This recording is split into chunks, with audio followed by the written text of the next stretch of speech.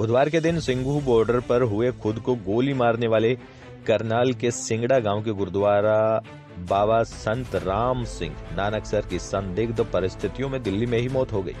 जानकारी मिली थी कि उन्होंने गोली मारकर आत्महत्या की है। उन्होंने एक पंजाबी में सुसाइड नोट भी छोड़ा है। वो कई दिनों से लगातार दिल्ली के सिंघू बॉर्डर पर जाकर किसानों की आवाज बुलंद कर रहे थे। बाबा कई दिनों से लगातार सिंघू बॉर्डर पर आ रहे थे और उन्होंने किसानों को करीब 5 लाख रुपए सहायता राशि भी उपलब्ध कराई थी। उन्होंने कहा कि उनका मन आहत है कि किसान सड़क पर हैं और सरकार उनकी बात नहीं सुन रही। उन्होंने अपने प्रवचन में ये भी कहा कि किसानों को उनका हक मिलना चाहिए।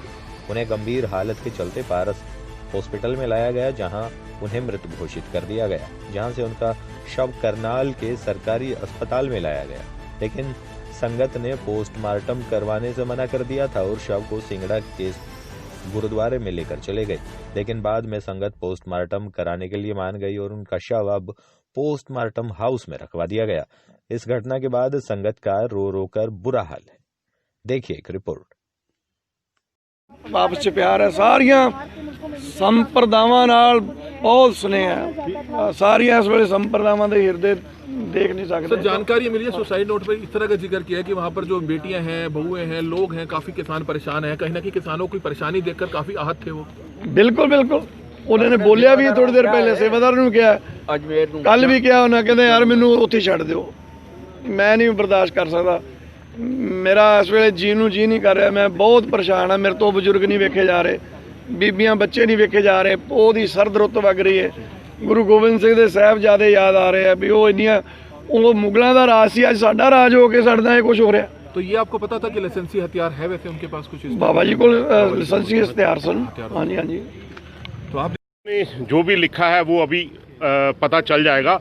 महाराज ने फिर दोबारा से बोल रहे हैं, महाराज ने कुर्बानी दी है, महाराज ने शहीदी दी है, महाराज ने सुसाइड नहीं किया है।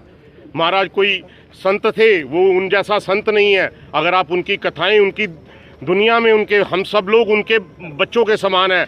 बच्चे भी क्या, हम तो चरणों की धूल के समान भी नहीं है। वो तो ऐसे महापुरुष थे, ब्रह्मज्ञानी थे वो, उनका तो मुकाबला किसी से हो ही नहीं सकता। इसीलिए जो ब्रह्मज्ञानी लोगों का दर्द देखता है, जब उन्होंने लोगों का दर्द देखा, उनसे लोगों का दर्द नहीं बर्दाश्त हुआ।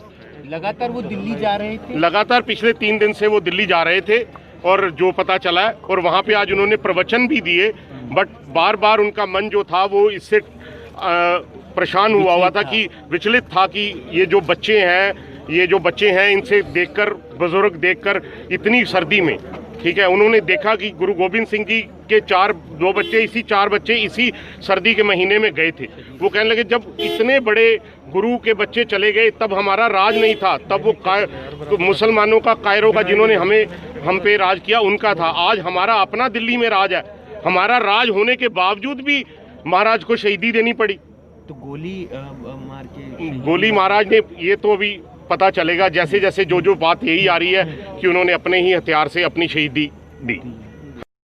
संत, हमको इसके बारे में कोई पता नहीं है कि उन्होंने गोली कैसे लगी, उन्होंने आप मारी है या किसी ने क्या किया है, हमको नहीं पता। ये दुख भरी है।